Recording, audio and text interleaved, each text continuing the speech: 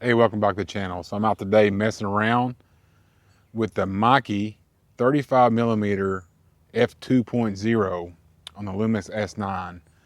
Going traveling here in a week or so. I'm going to take the S9 with me just to give it a good shot. The more I use this camera, the more I like it in some ways and hate it in others. So just decided I'm going to take it with me. I'm going to just see what happens. And the lens I'm going to take is this little 18-40 kit lens. It's a terrible lens. It's real slow. It's not very good, so on and so forth. But the main catch on that thing is it's super small. That's why I like it, and that's why I'm taking it. So I also want to take with me this 35 f2 from Meike. I want to have one prime lens with me just in case, I might take some portraits or, just something with a little more oomph than the 18-40 zoom lens. And this lens seemed to fit the bill pretty good. It's f2, which is more than enough for, what I'm going to be doing. Meaning I don't want to spend just a ton of money quite yet on any Lumix stuff, any lenses and accessories and stuff. I want to have something, with me. And these are the two lenses I'm going to take. And the main reason I'm taking this whole setup again, because it's really small, compact, and light. The 18-40 lens, man, I really wish Sony had a lens like that in their lineup. I know they have that 28 to whatever it is, 28 to 60 or whatever, little small compact kit lens, but 28 is not wide enough. 18 is like 18 to 40 is pretty much perfect. That's what I'm taking with me, and I'm going to just put it in a regular backpack. I'm not going to worry about taking a bunch of a camera backpack and filling that thing up full of junk I don't need.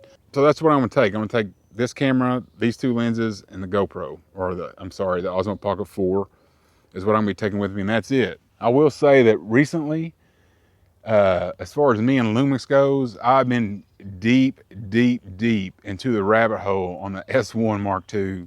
I think it's just really a bunch of gas kicking in. And the problem I have with it is I'm mildly interested in the camera. Like I see the things that it does. I like what it's doing. I like all the new technology in it. Does it really, all the new features really make a whole bunch of difference to me? Not necessarily, but since I'm interested in the tech and interested in the cameras, I wanted to give it a shot. I'm going down the rabbit hole. And from what I can tell, it comes down to two different things the difference between like Sony and Panasonic really. The main two big things are, one, open gate. You have open gate up to 60 frames per second in the Panasonic, and then also monitoring tools, the extra monitoring tools that you get with Panasonic, which are all great. There's other things here and there, but those are the two major things. Now the monitoring tools are awesome. I don't use them just a whole lot because, to be honest with you, when I put vector scopes or histogram or anything like that on the screen, I have a hard time seeing it. If I had a camera with a viewfinder, it might be a little bit different. But generally, I just don't use those type of tools. If I was shooting something more important, obviously, I would like to have those tools in my camera rather than not have them. Like for instance, the other day as I was shooting a dance for a video that they were going to play at the recital, and everything was a little bit underexposed as far as I could tell. On my screen in the viewfinder, everything looked good. When I got it back into post, everything was just slightly underexposed more than I wanted to. If I had monitoring tools on my camera, if I had waveforms on my camera, maybe I would have been able to pick up on that and correct the error before I got it into post. So that's just one of those things. Is it a huge deal? Not currently. The other thing is open gate. Everybody makes a big deal about open gate. I have been looking for a reason to make open gate something that would allow me to buy the S1 II. I want that to be the reason. And I've been shooting with open gate in the S9 for the past week or so. Yeah, it's cool. You can chop your content up and you can use it for widescreen or vertical content. That is all true. However, you can do that with just my regular Sony cameras. It might not look the same, but you can still do it. You're not getting as much resolution and as much compression and things like that, I guess, out of a Sony camera than you are with a Lumix. But is it really making that much difference? No, I don't post myself a lot of vertical content, but the major plus to have an open gate in your camera is it's like a safety mechanism. Like you're out filming something, you might not quite get it framed up like you want it, and you have just a little bit of wiggle room in your shot, in your frame. And to be honest with you, when I was out shooting that recital video the other day, that would have made a difference.